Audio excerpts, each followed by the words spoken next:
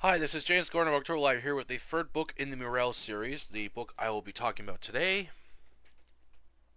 Specters of the Dawn. So the bottom one here. This was originally published by Dawn in 1994. This is the August edition from Dawn of 2003, which has the first three books in one. This was a really disappointing book in the series. I did not like it as much as I did with the first two. I was really bored with this book and just really disappointed with it. The first two books, Forest of Night and Emperors of the Twilight, which were great books. Those first two were really good, but this third one was a really huge disappointment.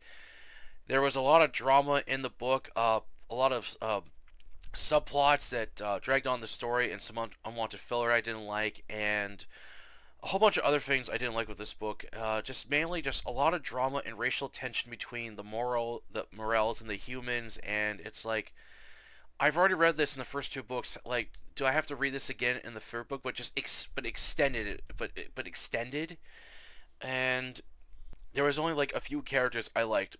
Angel Lopez, Brian, the fox she has a short relationship with, and her roommate Lynn, and that was it. The rest of the characters I really didn't like, and I felt this could have been so much better. And my major issue, which I'll explain later in my review, is that I felt Swann he just basically copied two plots from his two other books and just put it into this one. It's like, I'm reading stuff I already read from the previous two novels. You really couldn't come up with something different for this third one to make it different from the other two. It was a really huge disappointment. And I thought that kind of like what was wasted was the whole, like, the first half of the book is set in San Francisco, which there's not many stories I read that take place in San Francisco. I thought that'd be really interesting to see like a different city, but towards the end of the book he goes right back to Los Angeles, which is a city that I have read multiple times in many books in the past. So yeah, this was a really huge disappointment. And as I was reading this book, I remembered some parts of the third book, like I remembered some things, but when I was reading, it's like, okay, what happens in it? What else happens in the book? And sure enough, when I read it, it was like really disappointing. And yeah, this overall was just not a good book, not a good book at all. All right, on to the review and spoiler alert, as I will be giving away crucial details within the story. Plot: Angel Lopez, ex-gang member from Cleveland, has moved to San Francisco to escape the ongoing gang violence between humans and Morels, but there's still trouble in this city. After leaving her shift at Ralph's Diner, she walks over to a Moreau bar called the Rabbit Hole to watch a football game while having a beer. However, the game is interrupted when three human gang members attempt to assault Angel. She kicks one in the groin, then a strong kick in the face. She is whacked in the face by a chain and tries to flee. The one gang member gets a hold of her but backs off when the bartender returns with a submachine gun. Then a British fox aims a pistol at the other gang member, ordering him to leave. The two gang members flee as the fox helps Angel up. When the cops show up along with an ambulance, the fox introduces himself as Brian. He takes Angel over to his blue BMW 600E sedan, getting a first aid kit to treat her wounds. She invites him over to her house, living with her friend Leah, a Vietnamese cane. Angel and Brian watch the football game on their comm, drinking beer as they talk about sports while their bodies move closer to each other on the couch.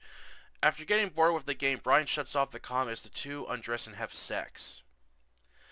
Within a week, both Angel and Brian spend a lot of time together, with Angel thinking of raising a litter of rabbits and foxes and retiring from her restaurant job, and Brian gives her a Ram cards and tickets to the major football game.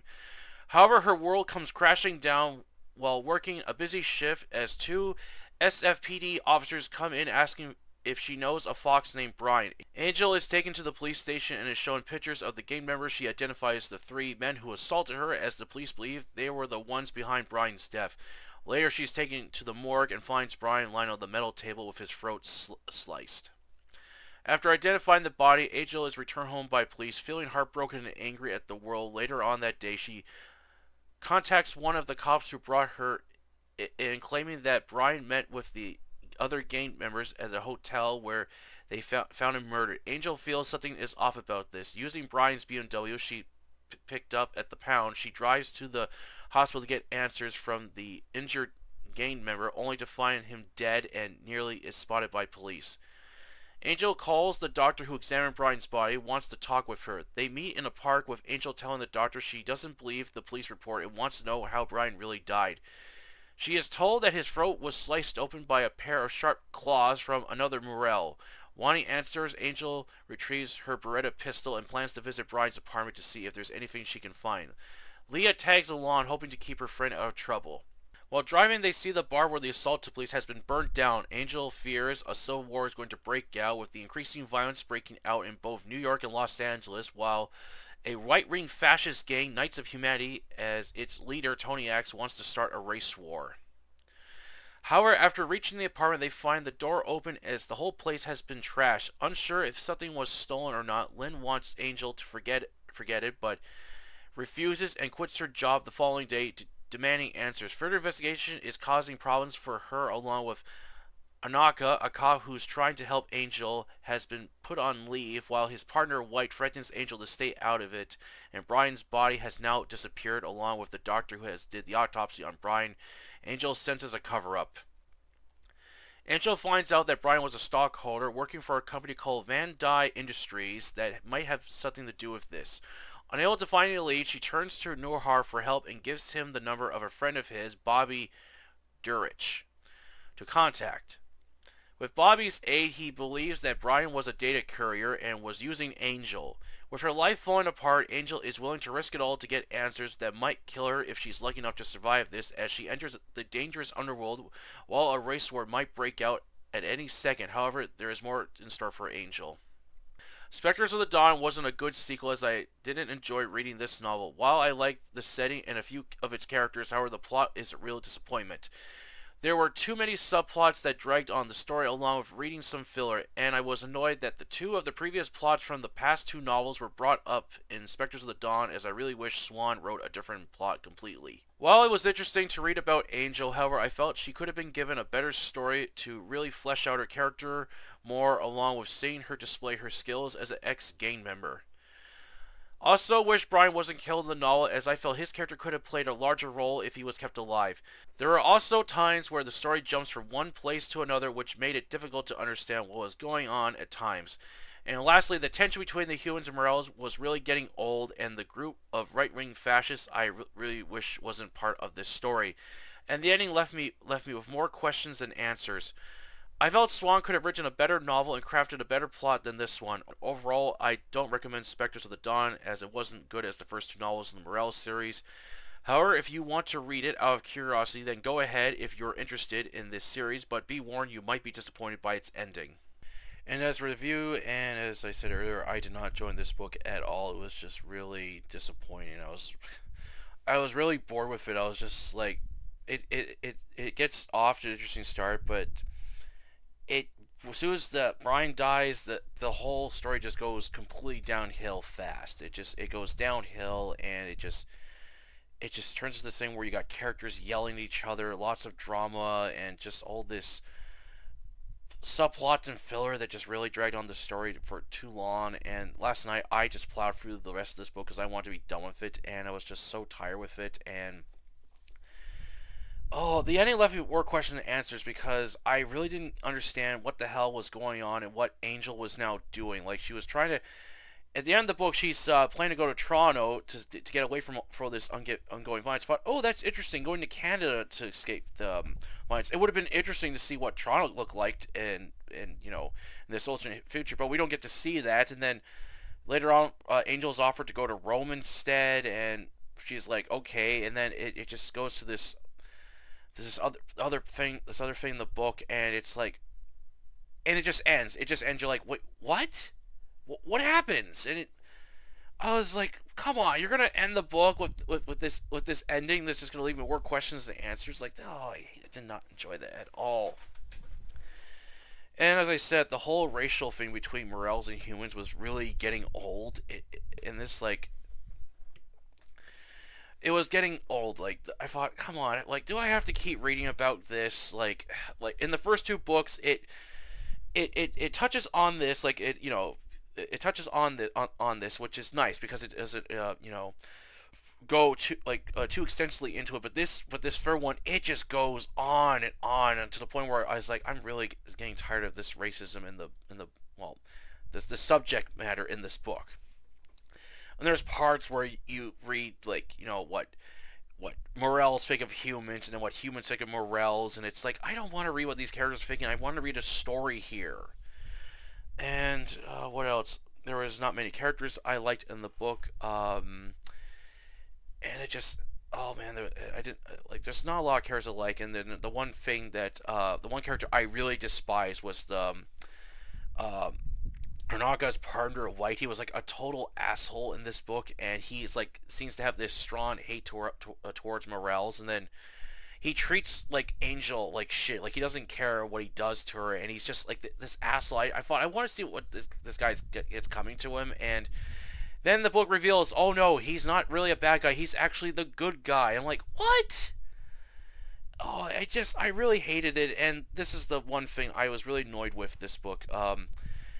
Spoiler alert, it's revealed that this book deals with the aliens again, as this was something that was you find out in the end of the first book, and even more in the second one. And I thought, okay, these things are done for, right? No, they're back, and it's revealed they're the ones behind the whole ongoing war across the world. They're the ones responsible for people getting elected in politics and stuff. And it's like, this doesn't make any sense. Why are they doing this? And it's like they don't have no reason for it. They're just doing it, and it's like, I don't get this. It doesn't make any sense. It's like they don't want to take over the world. They don't want to, harvest it for a resource or whatever. They're just doing this. I'm like, this is bullshit. This is really a stupid plot. I just thought this could have been so much better if the third book was something completely different. It would have just been nice, something completely different, where we get to see Angel use her skills when she was an X gamer. There is some action in the book, but not a lot, and I was just really bored with it. And I was like, by the end of this book, I was like, I just want to be done with this. I have had enough with this third book. Yeah, I was really disappointed because as I said earlier, I read this series years ago and I enjoyed it, but then the third book, I now remember that ending, just leaving more question and answers. And when I read this again, it didn't answer those unsaid questions. They're going to remain unanswered for forever, I guess. But I was really disappointed, and while there is some nice detailed scenery in San Francisco, but there wasn't really enough of that. It does mention some iconic areas, but it just would have been great if the whole area of it was just the whole story took place in San Francisco. It would have been really interesting. It would have been nice to see what Toronto looks like in this dystopian future, because that would have been really interesting to see. Hell, even the story was set in Toronto. That would have been really interesting too. Yeah, so overall, I just really didn't like the third book, and I would just I wouldn't if you want to read this series because you've never heard of it and want to check it out. You can if you get this edition, this at least has the other two books in it, so you can at least if you don't like in the third one, you have the other two, which is really good. This does not come with the fourth book, the fourth one, the final one in the Moreau series, and that's another one I remember not liking that much, and I remember reading it years ago, and I was really disappointed with it because I actually read it to kind of remember what happened in it, and I was really disappointed with the fourth one. So I don't expect the fourth one to be that good. But well, I'm gonna find out though when I go to read it. So if you want to check this series out, this would be a good recommendation, because this actually comes with some backstory, some lore on the Morels, because I had a new member who joined October Library asking me about what are these animal people, and I basically explained to her they were originally used as weapons for wars, and then after the wars they formed their own society and became their own culture, essentially, their own getting in their own citizenship to live with humans and stuff after the war. So I would definitely recommend this. It's really good. Or if you want to get the original paperbacks, which have really nice cover artwork. Alright, that's it for the review today. Hope you enjoyed it, and I will now finish off the last book in the series, the Fearful Serenities, The Return of Norajar. I really like this cover. It's got a really cool cover, but as I said before, I remember this book kind of being disappointment too. So I'm going to read for this book. I'm just going to read as many pages as I can this week because I want this series to be done with as June is almost over, and I want to start my next book series, Summer Slaughter 2, as I got some books I want to get started along with some other books I want to read on the channel. So I'm not going to waste any time with this book. I'm going to read for this book and get it done very quickly because I don't want this to take too long anymore. I apologize for this third book taking so long. Oh man, I've been having some problems at work, and it was really causing interference with my reading. And so now I'll be able to get this series wrapped up for good. So hopefully I don't have any more further problems, and I should be right back to my regular reading pattern of 100 pages a day. Alright, if you enjoyed this video, please like it, share it, and don't forget to subscribe to October Library, the YouTube channel, and the Facebook group of the same name, a place to post your review of fiction. Until then, I'll catch you later.